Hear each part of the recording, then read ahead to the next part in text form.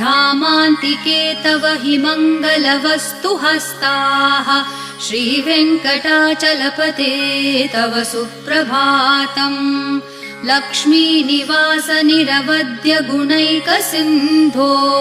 संसारसागर समुत्तरणैकसेतो वेदान्त वेद्य निज वैभव भक्त भोग्य श्रीवेङ्कटाचलपते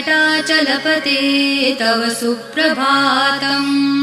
लक्ष्मीनिवास निरवद्य गुणैकसिन्धो संसारसागर समुत्तरणैकसेतो